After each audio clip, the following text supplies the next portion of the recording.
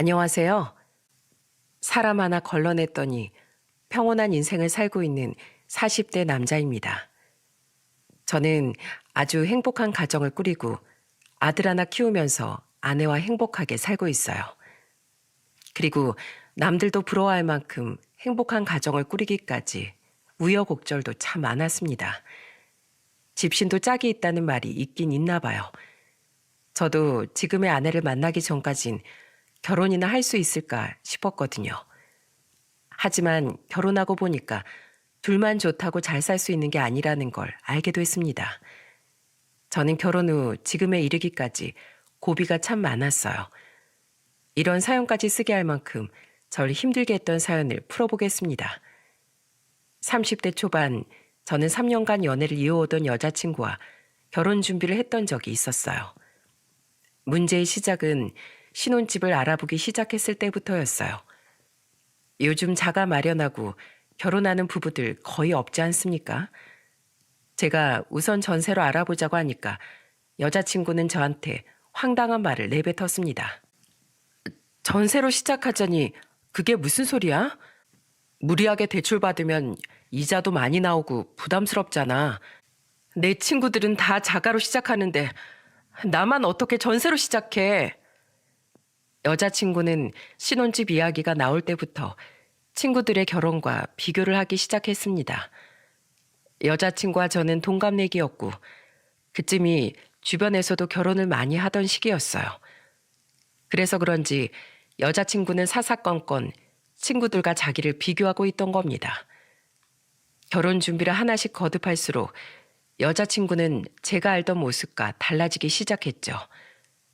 그리고 그런 여자친구와 헤어질 결심했던 건 결혼 반지를 준비할 때였습니다. 여자친구는 고가의 브랜드 반지를 들이밀면서 황당한 요구가 이어졌어요. 내 친구 웨딩 반지 백화점에 사고 왔대. 예쁘지? 이것 좀 봐. 반지 2개가 1,000만 원이 넘어가? 왜? 요즘 다들 이렇게 해. 집도 사고 반지도 사면 남는 돈이 대체 어딨어. 아들 장가 가는데 너희 부모님은 아무것도 안 해주신대? 어차피 아들은 너 한 명인데 뭐라도 해주시겠지. 여자친구의 당연하다는 듯한 말에 저는 기가 막혔어요. 심지어 여자친구는 모은 돈도 많지 않았습니다. 그래서 저는 황당한 목소리로 여자친구를 보며 물었습니다. 너 그럼 그동안 나한테 신혼집 자가로 하자는 거 우리 부모님한테 기대하고 한 말이었어? 그래. 솔직히 장남 결혼하는데 아무것도 안 해주는 부모가 더 이상한 거 아니야? 지금 진짜 이상한 건 너야. 네 주제에 600만 원이나 하는 반지 낀다고 제대로 살 수 있을 것 같아? 그 생각 없는 개념부터 고쳐. 지금 말 다 했어? 능력 없어서 못 해줄 것 같으니까 지금 날 이상한 사람으로 몰아? 야, 때려치자, 때려쳐. 너 같은 여자랑 평생 살면 집도 절도 안 남아. 평생 그렇게 남이 하는 거나 쫓아하면서 살아. 뱁새가 황새 쫓아다니다가 가랑이 찢어지지. 가서 너희 부모님한테나 해달라고 징징거려. 저는 그렇게 3년 만난 여자친구와 파혼하게 됐어요. 솔직히 지금 생각해도 전혀 후회하지 않습니다. 하지만 아버지는 저를 보며 미안한 목소리로 이런 말까지 하셨습니다. 기철아, 아버지가 너한테 도움이 안 돼서 미안하다. 집 살 때 돈 좀 보태줬어야 하는데. 아니에요. 아버지가 왜 죄송해요. 제가 그때 말을 잘못했어요. 평생을 부부가 둘이 살아야 하는데 시작부터 부모님께 기대서 시작하면 안 된다고 생각해요. 아마 집이 해결됐어도 다른 게 문제였을 거예요. 돈이 중요한 사람이랑 어떻게 살아요? 아버지의 말에 저는 괜히 죄송스러웠습니다. 하지만 결혼은 부부가 둘이 살아야 하는데 시작부터 부모님께 기대서 시작하는 건 아니라고 생각했어요. 그래서 저는 파혼하고 오히려 속이 시원했답니다. 물리치료사로 일하던 저는 일에만 집중하며 살았어요. 사람 보는 눈이 부족하다고 생각한 저는 결혼을 급하게 생각하지 않기로 했죠.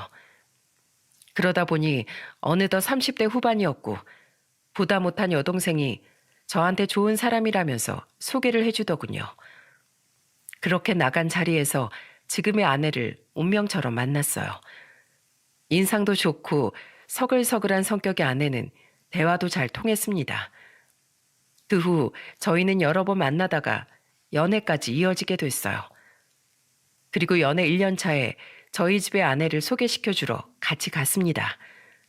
아내를 처음 본 엄마는 같이 밥을 먹다가 아내를 보며 말했어요. 음식은 괜찮아요? 가리는 음식 없다고 하길래 내가 잘하는 걸로 해봤는데 어때요? 너무 맛있어요. 음식이 전부 다 맛있어서 어떤 것부터 먹어야 할지 모르겠어요. 엄마는 아내를 무척 마음에 들어 하셨습니다. 처음 인사 와서 어색할 텐데도 아내는 먼저 인사도 드리고 과일도 같이 나눠 먹으면서 정말 가족처럼 지냈거든요. 잠시였지만 정말 가족 같은 분위기였어요. 그래서 그런지 엄마가 삭삭한 성격의 아내를 굉장히 예뻐한 겁니다. 그렇게 저희 집에 인사드린 뒤 저는 처가에 인사를 갔어요. 그런데 아내가 집 앞에서 저한테 걱정스러운 목소리로 말하더군요.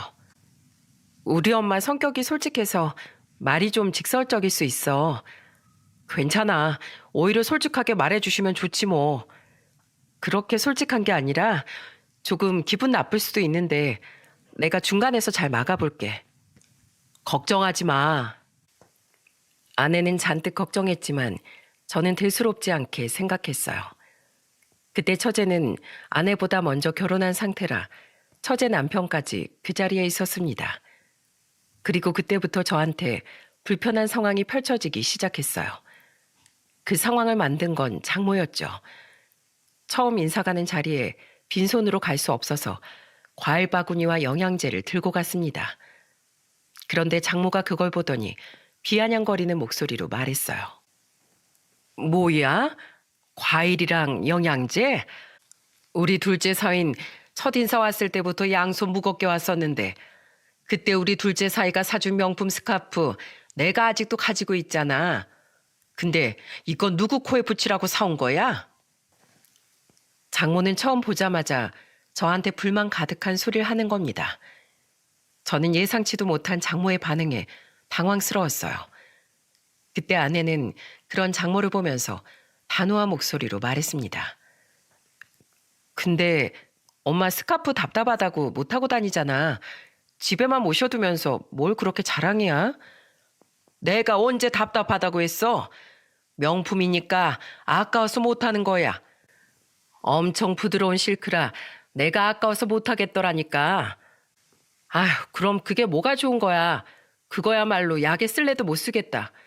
괜히 선물 준비한 사람 민망하게 하지 말고 그냥 좀 받아. 아내는 장모를 보고 못마땅한 목소리로 말했어요. 처가에 오기 전 아내가 당부했던 말이 떠올랐습니다. 그 순간 장인은 제가 가져온 걸 보면서 감탄하는 목소리로 말했어요. 안 그래도 영양제 좀 사려고 했는데 아주 잘 사왔네. 여보, 이거 당신 먹는 오메가3도 있네. 어디? 아유, 안 그래도 뚝 떨어졌는데 이리 줘봐. 어이구, 그러니까 잘 좀 보고 말해. 쓸만한 거 아주 잘 골라왔는데 왜 그래? 하여튼 당신은 그 입이 문제야. 장인은 그렇게 말하더니 저를 보면서 살며시 웃어 보이셨습니다. 장모와 다르게 장인은 중립적이고 현명한 분이셨어요. 그런 장인한테 내심 감사했습니다. 그런데 옆에 있던 처제 남편이 장모를 보면서 말했어요. 장모님, 저한테 미리 말하셨으면 제가 챙겨드렸을 텐데 왜 이제 말하세요? 자넨 내가 무슨 말만 하면 다 비싼 것만 골라오니까 내가 미안해서 그랬지. 장모님이 어떤 분이신데 당연히 최고급만 해드려야죠. 제가 다음엔 피부 미용에도 좋은 영양제까지 사다 드릴게요. 내가 이래서 둘째 살 미워할 수가 없다니까. 하여튼 내가 자네 때문에 기펴고 살아. 아들보다 낫다니까. 장모는 처제 남편을 보면서 한박 웃음을 지으며 말했어요. 하지만 그런 장인은 그런 장모를 보면서 혀를 차면서 말했습니다. 하여튼 비싼 거라면 다 좋은 줄 알아. 아유. 그러자 장모는 그런 장인을 보면서 소리쳤어요. 당신은 돈 가는데 마음 간다는 말도 몰라? 돈이 바로 마음이야, 이 사람아. 그게 뭐가 그렇게 중요해? 마음이 중요한 거지. 저렇게 뭘 모르는 소리를 해. 그때 저는 장모와 장인이 성격이 정반대라는 걸 알게 됐습니다. 그래도 아내와 장인은 장모와 생각이 달라 보였어요. 그렇게 아내가 진땀을 빼면서 첫 인사 자리가 끝이 났네요. 장인은 집에 가는 저를 배웅한다면서 따라 나오시더니 미안한 목소리로 말하셨습니다. 영서 엄마 보고 놀랐지? 아닙니다. 그럴 수도 있죠. 내가 자네 마음 알아. 그런데 자네도 우리 영서 만나봐서 알겠지만 괜찮은 아이야. 내 딸이라서 하는 말이 아니라 삼남매 중에서도 최고야, 최고. 네, 저도 영서만한 여자 없다고 생각해요. 그래, 자네 장모 될 사람이 조금 실망스러울 수는 있겠지만 우리 영서만 생각해주게. 난 자네가 참 마음에 드네. 사람이 마음이 따뜻해야지. 저는 그렇게 장인과 진심 어린 인사를 나누고 돌아왔어요. 그리고 저는 아내와 결혼까지 하게 됐습니다. 하지만 오로지 아내만 보고 한 결혼이긴 했지만 장모의 벽은 엄청났습니다. 결혼 전에도 느꼈지만 장모의 둘째 사이 사랑은 제가 다 부담스러울 정도였어요. 특히 처제 남편은 처가의 돈을 물쓰듯 쓰는 사람이었거든요. 제약회사에 다니고 있던 처제 남편은 돈을 잘 버는 것 같았죠. 잘 버는 사람이 더 쓰겠다는데 뭐라 할 수 있겠습니까? 처가의 형편과 잘하면 된다고 생각했어요. 하지만 문제는 장모가 대놓고 사위를 비교한다는 게 문제였습니다. 한 번은 추석이라 한과를 들고 갔었는데 장모는 제가 들고 온 걸 보자마자 질색하는 표정을 지으면서 말하는 거예요. 이게 뭐야? 한과? 자넨 내가 다 늙은 사람으로 보이는 거야? 아니에요. 저번에 장인어른께서 한과 드시고 싶다고 하시길래 제가 직접 유명한 집에서 사온 거예요. 장모님도 한과 좋아하신다고 하시던데요. 이런 건 내가 사 먹어도 되는 거잖아. 이것 봐. 둘째 사인 비싼 운동화에 옷까지 사왔잖아. 이런 건 내가 돈 주고도 못 사. 자넨 그렇게 생각이 없나? 저는 아내와 같이 한과를 준비해 갔다가 황당한 소리를 들었습니다. 제가 빈손으로 간 것도 아니고 이런 소리까지 들어야 될 일인가요? 그때 아내가 황당한 목소리로 말했어요. 엄마, 왜 꼭 말을 그렇게 해? 이거 다 엄마 생각해서 사온 거잖아. 내가 말해야 알아듣지. 내가 마사이한테 푸대접 받으면 넌 좋겠니? 이게 무슨 푸대접이야. 엄마랑 아빠가 좋아하는 거 준비한 거잖아. 선물은 내 돈으로 못 사는 거 받아야 좋은 거야. 그러니까 다음부턴 이런 걸 다 참고하라고 해. 장모의 말에 아내도 저도 황당한 표정으로 서 있었어요. 그러자 장인은 참다 못해 장모를 보면서 한 소리 하셨습니다. 당신 자꾸 그런 식으로 할 거야? 자꾸 그러면 사위들 다 못 오게 할 거야. 둘째 사위한테 고마워서 그런 건데 왜 그래? 고마우면 둘째 사위한테 가서 고맙다고 하면 될 걸 왜 비교를 해?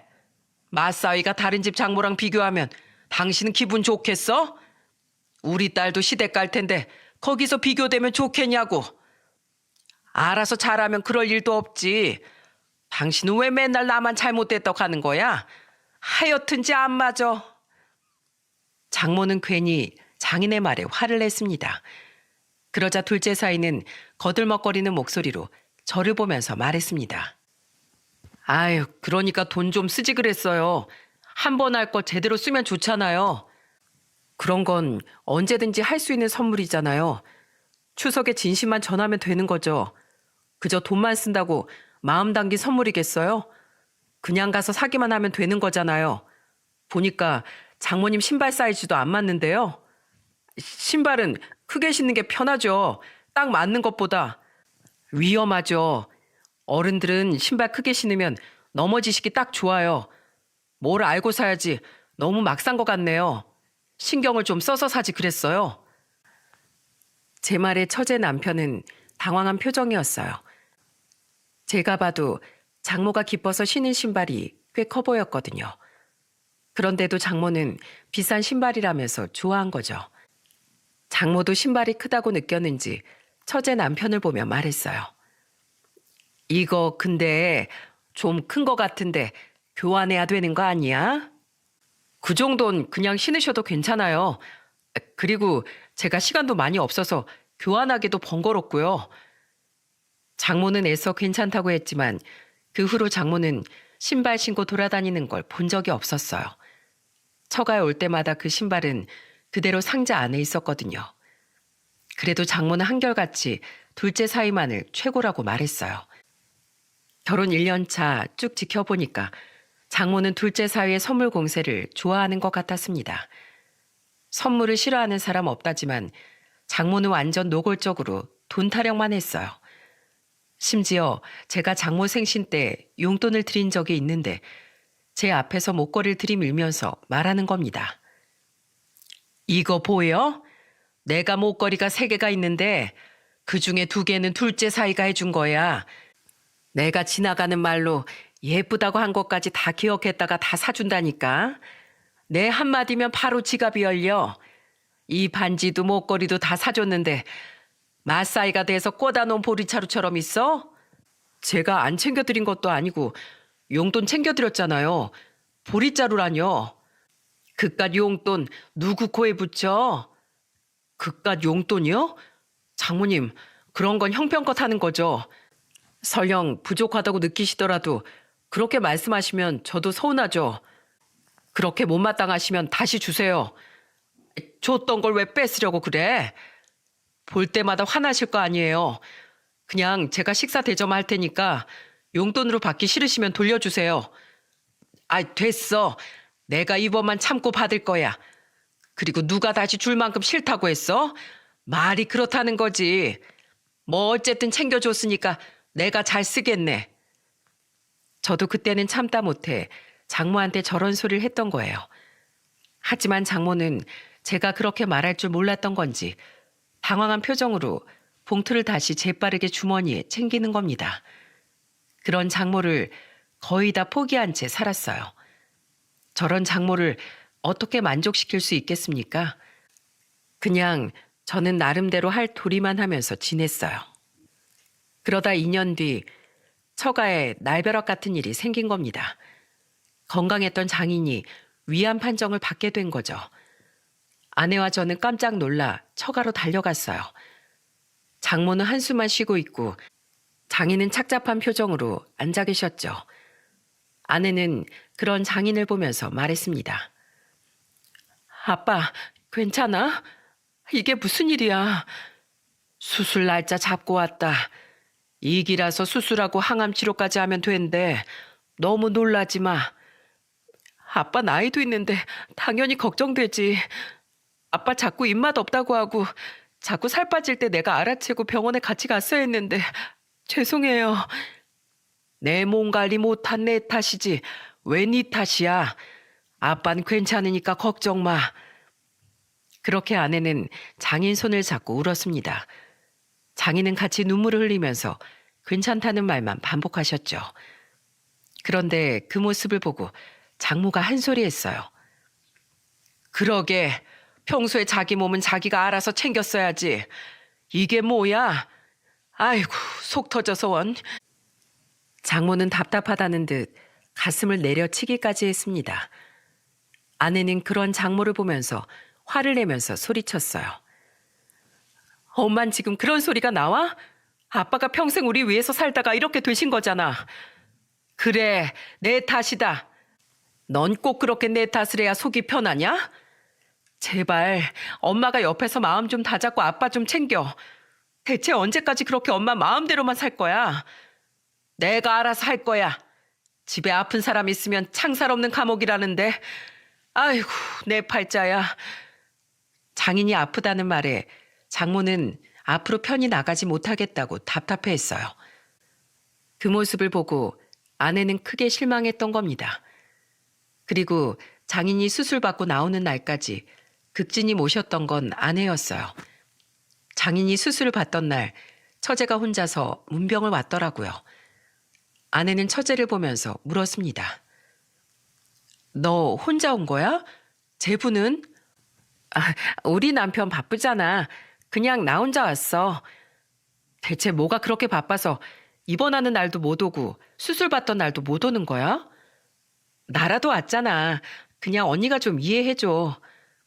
내가 진짜 이런 말까진 안 하려고 했는데 왜 항상 우리 집에 무슨 일만 생기면 제부는 늘 뒤로 빠지는 거야? 돈 쓰는 건 쉬운데 시간 쏟긴 싫다는 거야? 무슨 말을 또 그렇게 해, 언니. 그냥 각자 잘하는 방법이 다른 거지. 처제의 말에 장모까지 거들면서 말했습니다. 그래, 우리 둘째 사이가 일이 좀 바쁘면 그럴 수도 있지. 여기 온다고 뭐 네 아빠가 갑자기 벌떡 일어나는 것도 아닌데 왜 그래? 엄마 아플 때도 둘째 사이가 이랬으면 좋겠어?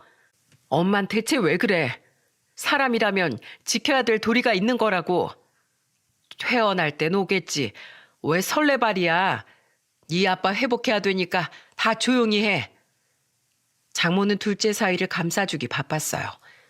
그런데 처제 남편은 장인이 퇴원하는 그날까지 얼굴 한번 비추지 않았습니다. 심지어 전화 한 통도 없을 정도였어요. 이건 정말 너무한 거 아닙니까? 평소 장인 장모한테 그렇게 입을 털더니 정작 중요한 순간엔 나타나지도 않았어요. 장인은 퇴원 후 항암 치료를 시작하게 됐습니다. 저는 쉬는 날에는 장인을 모시고 병원에 다녔어요. 그러던 어느 날 장인은 한숨을 쉬면서 말했습니다. 내가 자네한테 부탁 하나만 하고 싶은데 혹시 시간 좀 되나? 그럼요. 말씀만 하세요. 그냥 별건 아니고 바람 좀 쐬고 싶어서. 그런 거야 100번도 가능하죠. 제가 치료 끝나면 좋은 곳으로 모시겠습니다. 평소 부탁이 없던 장인이 저한테 바람을 쐬고 싶다고 부탁하시는 거예요. 그래서 저는 1초의 고민도 없이 가능하다고 말했던 겁니다. 처남도 일하는 곳이 지방이다 보니까 자주 올 수 없는 상황이었죠. 그런데 하필 장인이 항암 치료 시작하면서 부작용이 오고 있었어요. 항암 치료를 하고 나면 장인은 구토를 하기도 했습니다. 그때마다 장모는 인상을 쓰면서 소리쳤습니다. 왜 병원을 다닐수록 이러는 거야? 진짜 미치겠네. 아내는 그런 장모를 보면서 화를 내기도 했어요. 엄마는 아빠가 불쌍하지도 않아? 평생 엄마 허영심 채워주던 사람이 아빠야. 그럼 고마워서라도 잘해야지. 대체 왜 그래? 네가 옆에서 매일같이 토하면서 아프다고 하는 사람이랑 있어봐. 멀쩡한 사람도 미치기 일보 직전이라니까. 장인이 통원 치료를 하고 있으니까 장모는 힘들어했습니다. 솔직히 장모 성격을 잘 알기 때문에 아내와 제가 자주 갔던 것도 있어요. 그런데 그 와중에도 처제 부부는 자주 오지 않았습니다. 어쩌다 한 번 오더라도 처제 남편은 장모와 신나게 대화를 나누다가도 방에 있는 장인을 보면 코를 막으면서 말했습니다. 아, 방에서 이게 무슨 냄새예요? 장인어른 아직도 많이 아프신가 봐요. 세상에 이런 무례한 행동이 어디 있습니까? 아내는 그런 처제 남편을 보면서 소리쳤어요. 제부, 그럴 거면 나가요. 지금 아픈 사람 앞에 두고서 뭐 하는 거예요? 나가요. 냄새가 나길래 저도 모르게 그만. 죄송해요. 사람이 그렇게 사는 거 아니에요. 사람 아플 때 그런 식으로 하면 어디 가서 욕 들어요. 자주 와보는 것도 아니고 그렇다고 안부 전화 한 통 제대로 하는 것도 아니면서 지금 뭐 하시는 거예요? 그럴 거면 아예 오지도 마세요. 아내의 따가운 말에 처제 남편은 사과까지 했어요. 그때 장모는 장인을 수발하느라 많이 지쳐있던 상태였습니다. 그래서 그런지 둘째 사이가 와도 예전처럼 반길 힘도 없어 보였어요. 그렇게 장인은 끝이 안 보이는 투병 생활을 이어가고 있었습니다. 그러던 어느 날 장모가 힘이 하나도 없는 모습으로 있길래 저는 걱정스러운 목소리로 물었어요. 장모님, 어디 안 좋으세요? 안색이 안 좋으세요? 내 처지가 너무 답답해서 그래. 친구들 모임에서 여행도 가는데 난 가지도 못하고 꼼짝없이 저 사람 병수발이나 들고 있잖아. 많이 힘드시죠? 원래 가족 중에 한 명만 아파도 온 가족이 고생이라고 하잖아요. 이러다가 죽을 때까지 이렇게 살면 어떡하나. 아니에요. 괜찮아지실 거예요. 저 사람 살리려다가 내가 먼저 죽게 생겼어. 자네가 나 좀 데리고 여행 좀 가주면 안 될까? 지난주에 개모임 여행도 못 갔어. 여행이요? 우선 아내랑 상의 좀 해볼게요. 나도 숨 좀 쉬게 해줘. 내가 이렇게 부탁하네. 저 사람 건강할 때 비행기 타고 여행 갔던 생각이 자꾸 나서 더 힘드네. 여행은 건강할 때 가라잖아. 나도 병 나기 전에 한 번이라도 더 다녀오고 싶어서 그래. 저는 장모의 간절한 부탁에 아내한테 상의했습니다. 그러자 아내는 한숨까지 쉬면서 말했어요. 엄마가 그런 부탁을 했어? 웬일로 명품 타령을 안 하고 여행이지? 같이 살던 가족이 아프면 다 같이 고생이라고 하잖아. 그리고 내가 요새 바빠져서 혼자 장인어른 모시고 병원 가신다고 힘드셨을 거야. 처제한테 아버님 좀 부탁하고 어머님 모시고 다녀오자. 안 그래도 엄마도 살 많이 빠졌더라. 아버지가 스트레스가 많아서 그런지 엄마도 더 예민해지시나 봐. 이번에 한번 다녀오는 게 좋겠다. 이렇게 생각해줘서 고마워 여보. 엄마가 맨날 당신한테만 싫은 소리 많이 하는데. 아니야. 당신도 우리 부모님 건강검진도 직접 다 챙기잖아. 나도 다 고마워서 그래. 아내가 저희 부모님께 정말 딸처럼 잘하는 사람이었어요. 그래서 저도 처가에 누구보다 잘하고 싶었죠. 그때 저는 특별 휴가까지 쓰게 됐어요. 당시 아이까지 데려가고 싶었지만 아이는 저희 부모님께 맡겨두고 갔죠. 아내는 육아휴직 중이었기 때문에 저만 특별 휴가를 쓰면 충분히 갈 수 있었습니다. 사실 장모를 위해서 가는 것도 있었지만 아내가 아이를 낳고 그동안 육아로 최선을 다했기 때문에 아내를 위한 여행이기도 했어요. 그렇게 저는 아내와 장모를 모시고 동남아 여행을 떠나게 됐죠. 장인이 같이 가지 못하는 게 걸리긴 했지만 건강해지시면 같이 가기로 했습니다. 그런데 장모는 이런 저희의 노력에도 예상치 못한 불만을 터뜨렸습니다. 여행 당일 아내가 장모를 보면서 신나는 목소리로 말했어요. 오랜만에 여행 가니까 좋지? 이거 큰 사이가 엄마 위해서 특별 휴가까지 써서 가는 여행이야. 특별 휴가까지 썼으면 더 좋은 곳을 가야지. 고작 동남아 여행이야? 엄마 또 왜 그래? 엄마가 먼저 여행 좀 시켜달라고 했다면서. 둘째 사인 미국 여행 데려가 줬어. 그랬으면 큰 사인 미국은 아니더라도 괌이라도 데려가 줄 수 있을 줄 알았지. 지금 장소가 마음에 안 든다는 거야? 엄마 됐어. 그러면 가지도 마. 얘 좀 봐. 공항까지 왔는데 왜 안 가? 갈 거야. 그럼 제발 딴소리 좀 하지 마. 여행 좀 편하게 가자. 장모의 말에 저와 아내는 한숨을 내쉬었어요. 나름대로 장모를 생각해서 한 일인데 저렇게 말하니까 기분이 나빴죠. 하지만 이미 공항까지 온 걸 어떡하겠습니까? 그래서 그냥 좋게 풀면서 가려고 했어요. 그 후 티켓팅을 끝내고 나니까 장모가 면세점을 가야겠다는 겁니다. 처음엔 대수롭지 않게 생각했어요. 해외여행 가는 김에 면세점 구경까지 하려나 보다 했죠. 그런데 장모는 고가 브랜드 매장으로 들어가더니 절 보면서 말했어요. 김서방, 이것 좀 봐. 너무 예쁘지 않어? 해외여행 가는데 이 정도 사줄 수 있잖아. 안 그래? 장모님, 그 가방 500만 원이 넘어요. 그게 뭐? 여기 이거 말고 더 비싼 가방도 많어. 내가 제일 적당한 가방 고른 거야. 여행 준비한다고 저희 돈 많이 썼어요. 이 가방은 못 사드릴 것 같아요.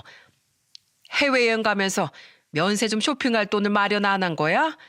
해외여행 가면 당연히 명품 가방 정도는 사야지. 요즘 그런 사람이 어딨어요. 제가 여행 가서 제대로 대접할게요. 장모는 대체 그 가방이 뭐라고 500만 원이 넘는 가방을 갖고 싶어 했어요. 아내는 그런 장모를 보고 혀를 차더니 한숨을 쉬면서 말했습니다. 어쩐지 가방 타령 안 하고 해외여행 가자고 하더라. 우리 엄만 왜 저렇게 명품을 좋아하나 몰라. 아우, 지긋지긋해 정말. 아내도 혀를 내두를 만큼 장모는 고가의 제품만을 고집했던 겁니다. 하지만 제가 여행 경비도 다 감당하는데 어떻게 저런 걸 쉽게 살 수 있겠습니까? 그래서 여행 가는 길에 좋게 출발하려고 장모를 어르고 달랬어요. 하지만 장모의 황당한 요구는 이게 끝이 아닌 시작에 불과했습니다. 동남아 여행지에 도착한 저희는 밥을 먹으러 곧장 식당으로 갔죠. 그런데 장모는 밥을 먹던 와중에도 비아냥거리며 말했어요. 여긴 밥맛도 이상하고 분위기도 아주 별로네. 이래서 여행은 미국으로 가야 한다니까. 불안하다 싶더니 장모는 불만을 쏟아내기 시작했습니다. 그러자 아내는 그런 장모를 보면서 답답하다는 듯 말했어요. 맘만 좋구만 왜 그래. 먹기 싫으면 이리 줘. 왜 가져가? 나도 먹어야 돌아다닐 거 아니야. 맛이 이상하다며. 그럼 맛있게 먹는 내가 먹을게. 아, 얘 좀 봐. 엄마가 밥맛 없다고 하면 맛있는 걸 사줄 생각을 해야지. 먹던 걸 뺏어가네. 기왕 여행 온 거 좋은 소리 좀 하면서 먹자. 이거 다 큰 사이가 직접 알아보고 준비한 거야. 아주 고마워서 내가 기절을 하겠네.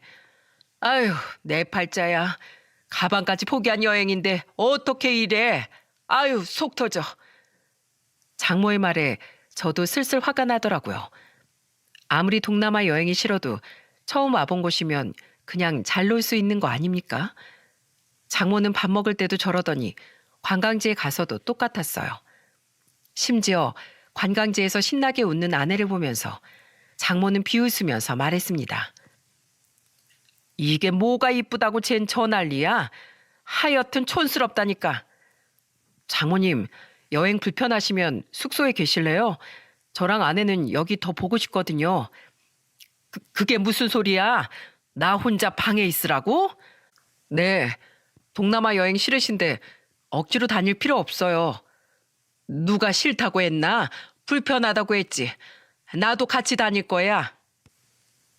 장모는 숙소에 있으라고 해도 기어코 저와 아내랑 같이 가려고 했어요. 그래도 아내라도 기분 전환을 하는 것 같아 다행이다 싶었죠. 하지만 다음날 장모는 조식을 먹는 내내 앓는 소리까지 했어요. 여긴 침대도 불편하고 베개도 불편하고 내가 이럴 줄 알았으면 여길 오는 게 아니었는데. 정말 한결같이 장모는 일관된 자세로 힘들다, 싫다는 말만 했습니다. 정말 여행 내내 장모는 불평만 늘어났고 심지어 저한테 이런 말까지 하더라고요. 자네는 돈이 없으면 말을 하지. 여행을 왜 이런 나라를 고른 거야? 내가 아주 여행이 아니라 고생만 하러 온 것 같아. 지금 그게 무슨 말씀이세요? 내가 뭐 하나 좋다고 한 거 봤어? 이럴 줄 알았으면 이 돈으로 좋은 가방이나 하나 사주지 그랬어. 아이고, 돈 아까워라. 돈이 아깝다고요? 저도 장모님이 이러실 줄 몰랐습니다. 그래도 생각해서 온 건데 정말 너무하시네요. 결국 저는 참았던 화가 폭발했고 저는 장모한테 저런 말까지 내뱉었어요. 결국 아내도 장모의 불평 불만에 지쳐서 마지막 날은 숙소에서 쉬기만 했습니다. 그런데 장모는 여행을 다 망쳐버리고도 뻔뻔하게 처제 남편과 영상통화까지 하면서 하소연했어요. 그때 호텔에서 저녁을 먹으려고 셋이 앉았는데 장모가 갑자기 어디론가 영상통화를 하는 겁니다. 그 상대가 처제 남편이었어요. 장모님, 잘 쉬고 계세요? 여기 별로야. 자네랑 갔던 미국 여행 생각하고 왔는데 여긴 재밌는 것도 없고 음식도 다 별로야. 동남아 여행이 다 그렇죠 뭐. 제가 다음에 제대로 여행 한번 모시고 갈게요. 정말? 역시 우리 둘째 사이뿐이야. 내가 여기서 이게 무슨 고생인지 모르겠어. 그래도 기왕 가신 거 잘 쉬다 오세요. 그래, 우리 사위 건강하게 잘 있어. 저한테는 쓴소리만 내뱉던 장모가 처제 남편한테는 살가운 목소리로 말하는 걸 보고 진짜 어이가 없었어요. 그러자 아내도 참다 못해 한마디 했습니다. 그래도 그렇게 말하면 어떡해. 싫어도 좀 좋다고 해줄 수 있잖아. 싫은 걸 싫다고 하지 어떻게 좋다고 해. 난 거짓말 못해 얘. 됐다 됐어. 나도 엄마랑 2번 다시 여행 안 올 거야. 결국 아내는 장모한테 모진 말을 내뱉었어요. 하지만 아내도 저도 장모한테 화낼만 하지 않습니까? 해외여행까지 왔는데 한 번도 좋은 소리라는 걸 들어본 적이 없었어요. 나름 신경 써서 준비했는데 이런 상황이니까 아내도 저도 힘이 쭉 빠졌습니다. 그렇게 아내와 저는 장모를 모시고 스트레스만 쌓이는 여행을 다녀오게 됐죠. 바로 처가로 가서 저와 아내는 장인한테 기념품도 드리면서 상태를 살폈어요. 그때 마침 처제 부부도 도착했더군요. 그런데 그때 장모가 기다렸다는 듯이 처제 남편을 보고 하소연을 하는 겁니다. 자네, 나 살 탄 거 보이나? 가서 엄청 고생했어. 음식도 영 별로고 관광지도 볼 것도 하나도 없고 난 자네랑 갔던 미국 여행이 잘 맞는 것 같아. 그러셨어요? 아유, 형님이 돈 좀 쓰시지 너무하셨네. 그러니까 돈 아껴서 뭐 하려고 그러나 몰라. 여행은 센스 있는 둘째 사이랑 다녀야겠어. 첫째 사이 빼고 둘째 사이가 최고다, 최고야. 그 순간 저는 두 사람의 대화를 듣고 참았던 화가 터지고 말았어요. 특별 휴가까지 써서 다녀왔는데 장모가 저런 식으로 말하니까 정말 기가 막혔습니다. 그래서 저는 곧장 장모한테 가서 소리쳤어요. 지금 뭐 하시는 겁니까? 저 진짜 할 만큼 했어요. 뭐가 그렇게 문제인데요? 설마 그 가방 안 사줘서 그런 거예요? 자네 지금 뭘 잘했다고 큰 소리야?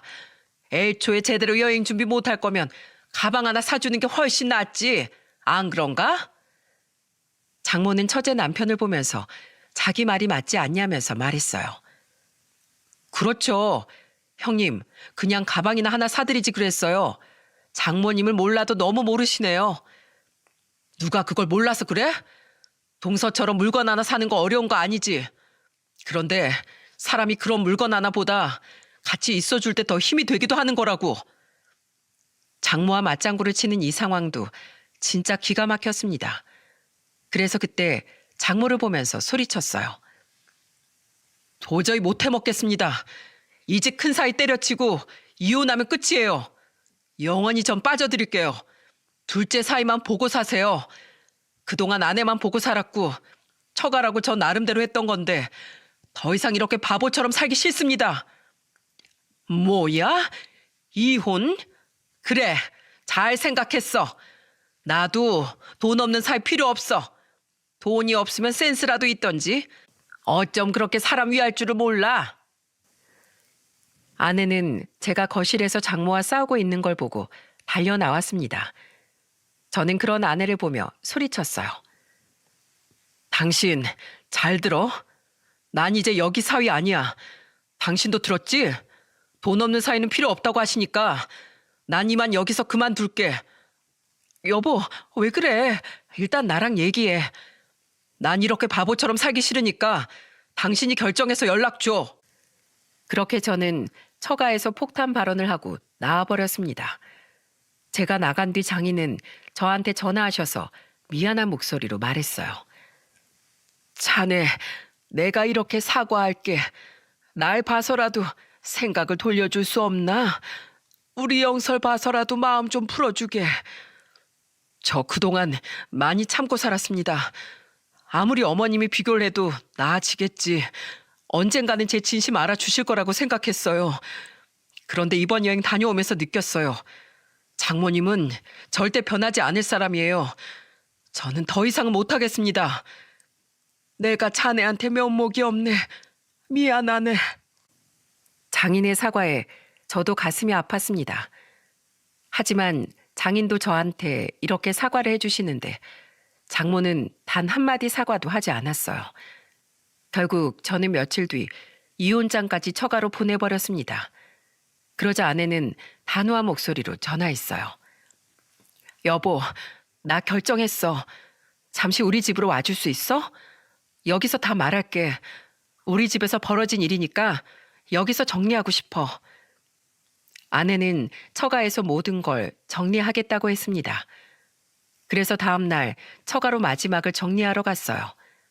그런데 가보니까 아내는 처가에 처제 부부까지 불렀던 거예요. 그리고 제가 도착하니까 아내는 기다렸다는 듯이 장모를 보면서 말했습니다. 엄마, 난 이제 엄마 없는 사람이라고 생각할 거야. 그동안 맨날 나한테 그랬지? 둘째 사이만 있어도 세상 살 것 같다고. 내가 분명히 말하는데 진심으로 엄마랑 아버지 모셨던 사람은 큰 사위야. 엄마 작은 기침만 해도 어디 아프신 거 아니냐고 묻던 사람이 큰 사위라고. 그깟 선물 나도 사줄 수 있어. 근데 시간 내서 봐주고 아버지 챙겨주던 거 그거 진짜 어려운 일이야. 뭐가 어려워? 차로 왔다 갔다 하는 건데. 그리고 엄마 없는 사람으로 취급할 거면 나가. 너도 다 필요 없어. 어딜 자기 키워준 부모한테 그게 할 소리야? 엄마는 그럼 그게 딸한테 할 소리야? 어디 둘째 사이가 어디까지 해주나 봐. 그리고 제부, 그동안 우리 남편이 아버지 모시고 병원 몇 번이나 갔는 줄 알아요? 제부도 그거 한번 다 해보세요. 진짜 저희 부모님께 잘하고 싶으면 그게 먼저라고요. 아내는 그렇게 처가에 화를 내고 나와버렸어요. 그리고 아내는 차에 타더니 울면서 말했습니다. 내가 이혼장을 보니까 이건 아니다 싶은 거야. 그동안 정말 내 생각해주고 우리 아버지까지 위해준 사람인데 내가 어떻게 당신이랑 이혼해. 앞으로 당신은 우리 집 일에 신경 쓰지 마. 나도 이제 신경 끌 거야. 동생 내가 알아서 하겠지 뭐. 우리도 이제 그만하자. 내가 괜히 당신만 더 힘들게 한 것 같다. 아니야. 한 번 이렇게 했어야 해. 그동안 우리가 너무 참았어. 결국 아내는 제 손을 잡아줬고 저희는 처가와 담을 쌓고 살게 됐어요. 하지만 아내는 장인이 계속 신경 쓰였던 것 같아요. 그렇게 몇 달이 지나고 장인이 아픈 몸으로 택시를 타고 저희를 찾아오신 거예요. 아내와 저는 깜짝 놀라 장인을 집으로 모셨습니다. 장인은 한숨을 쉬면서 아내한테 말했죠. 집안 돌아가는 꼴 보니까 내가 진짜 속이 터져서 못 살겠다. 왜? 집에 무슨 일 있어요? 아빠 몸은 좀 어떠세요? 난 이제 부작용도 좀 줄었어. 그런데 둘째 사이라는 놈이 병원 한 번을 같이 가주는 법이 없어. 어디 그뿐인 줄 알아? 요새 무슨 일인지 자꾸 네 엄마한테 손을 벌리는 거야. 정말요? 아니 무슨 일이길래요? 몰라. 무슨 수습할 일이 생겼다고 여기저기 돈 빌리는 것 같은데 변호사를 알아봐야 한다고 하던데 내가 그놈 사고 칠 줄 알았어. 내가 우리 큰사위 보기 민망해서 고민하다가 겨우 온 거야.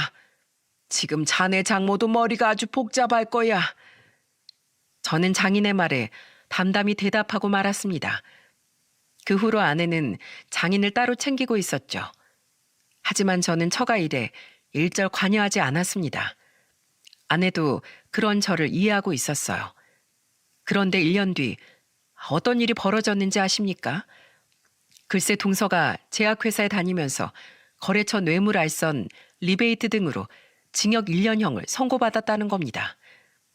그래서 그동안 동서가 장모를 찾아가서 돈까지 요구했었다는 거예요. 장모님, 그동안 제가 해준 것도 있는데 돈 좀 빌려주세요. 저 급해요. 변호사라도 구해서 혐의를 벗어야 한다니까요. 나한테 그런 돈이 어딨나. 그동안 제가 사드린 가방이라도 전부 파세요 그럼. 처남이 이걸 듣고 깜짝 놀랐던 겁니다. 그래서 아내한테 전화해서 집안 상황을 전부 말해줬던 거죠. 아내도 이걸 듣고 진짜 기가 찼다고 했어요. 결국 장모는 그동안 받았던 걸 전부 판 것도 모자라 그나마 쥐고 있던 돈까지 전부 동서한테 해준 겁니다. 하지만 아무리 대형 로펌 변호사를 쓴다 해도 증거가 명백히 있는데 있던 죄가 없어지겠습니까? 결국 믿었던 둘째 사이가 징역살이를 가니까 처제마저 집에 얹혀 살기 시작한 거죠. 그러면서 이혼하겠다면서 장모를 괴롭히고 있다고 하는 겁니다. 처남도 항상 장모의 행동을 이해할 수 없었는데 이참에 제대로 발등 찍힌 것 같다고 할 정도였어요. 그런데 1년 만에 낙동강 오리알 된 장모는 갑자기 태세를 바꿔서 저한테 전화하기 시작한 겁니다.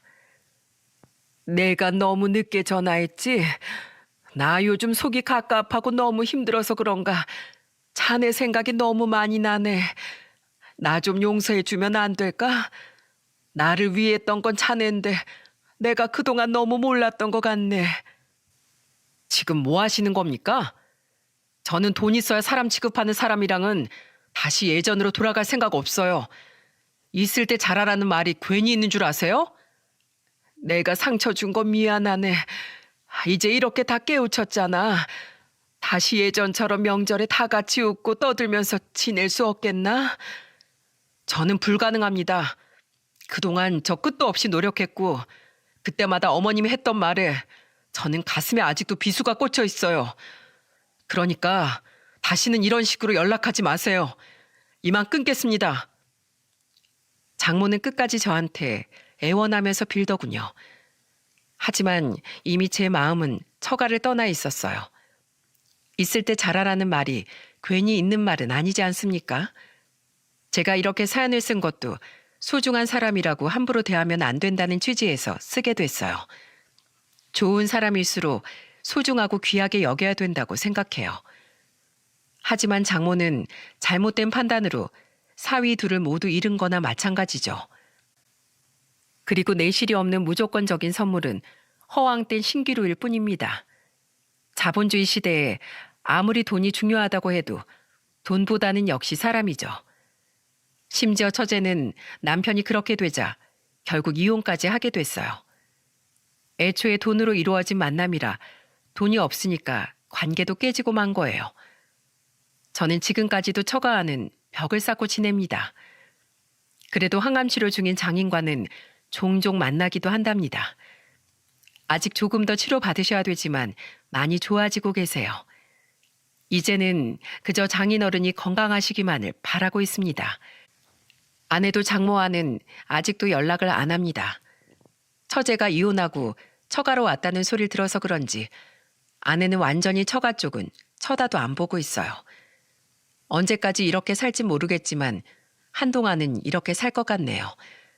그래도 저를 알아주는 사람들과 지낼 수 있어서 너무 행복해요. 아이도 잘 자라고 아내도 건강하니까 걱정도 없네요. 여러분들도 다가오는 연말 가족들과 행복하게 지내시길 바랍니다.